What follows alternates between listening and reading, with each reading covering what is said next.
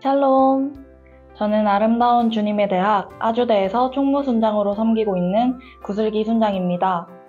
저번 주까지만 해도 쌀쌀했던 것 같은데 이번 주는 날씨가 후덥지근한 것 같아요. 점점 여름이 다가오는 기분이 듭니다. 풍삼 독자 여러분들은 이번 여름을 어떻게 보내실 건가요? 저는 일본으로 단기 선교를 갔다 올 예정입니다. 작년 여름에 갔던 곳으로 한 번 더 가게 됐는데요. 일본 친구들을 1년 만에 다시 볼 생각을 하니 벌써 떨리고 기대가 되는 것 같습니다. 여러분도 기회가 되시면 단기 선교에 도전해보는 걸 권면드립니다.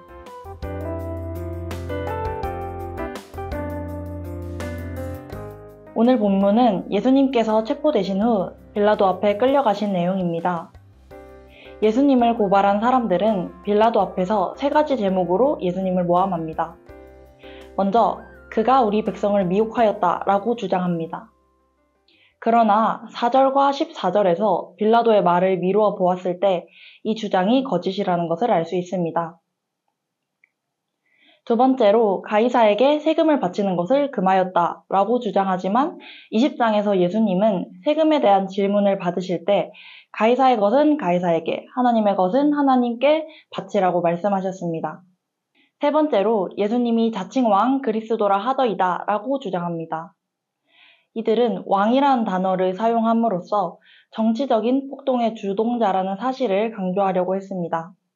네가 유대인의 왕이냐? 라고 묻는 빌라도에게 예수님은 네 말이 옳도다 라고 대답하시면서 자신이 왕되심을 부정하지 않으셨습니다. 그러나 빌라도는 예수님에게서 어떠한 죄도 찾지 못했다고 말합니다. 그러자 무리들이 강하게 반발합니다. 빌라도는 반발하는 말 중 예수님이 갈릴리 사람이라는 사실에 반색하며 그 지역 관할인 헤롯에게 예수님에 대한 판결을 떠넘겼습니다. 예수님을 만나게 된 헤롯은 오래전부터 예수님의 소문을 듣고 한번 만나보고 싶기도 했고 예수님이 행하신 기적들을 볼 기회로 여기며 매우 기뻐합니다. 헤롯은 예수님께 여러 가지를 물어보았으나 아무 대답도 듣지 못하고 기대했던 기적도 보지 못합니다. 이에 대제사장들과 서기관들은 힘써 예수님을 고발했으며 헤롯은 그 군인들과 함께 예수님을 조롱하고 업신여깁니다.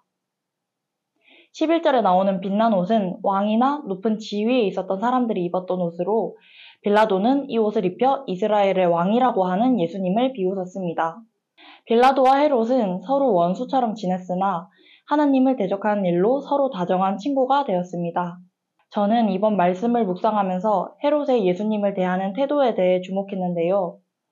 헤롯은 예수님의 소문을 듣고 예수님을 만나길 기대했지만 정작 자신이 원하는 대답을 듣지 못하자 예수님을 조롱하고 대적하는 일로 원수였던 빌라도와 친구가 됩니다.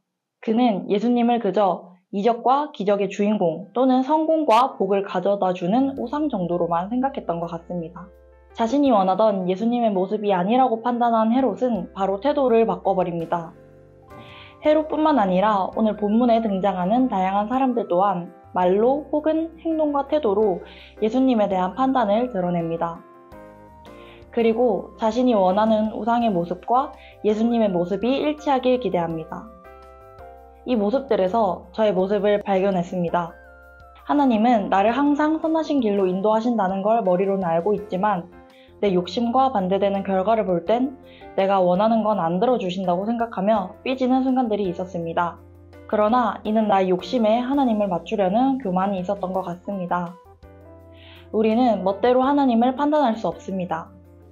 피조물이 어떻게 창조주의 뜻을 온전히 알 수 있을까요? 저는 오늘 말씀을 통해 왕이신 하나님을 인정하고 내 뜻과 반대된다고 실망했던 순간을 회개합니다. 하나님은 나의 모든 상황을 잘 아시고 나의 중심 또한 나보다 더 잘 헤아려 주시는 분이십니다. 그런 하나님을 온전히 신뢰하는 제가 되길 원합니다. 풍삼 독자 여러분들도 믿으신 하나님을 신뢰하며 오늘 하루도 평안하시길 바랍니다. 샬롬.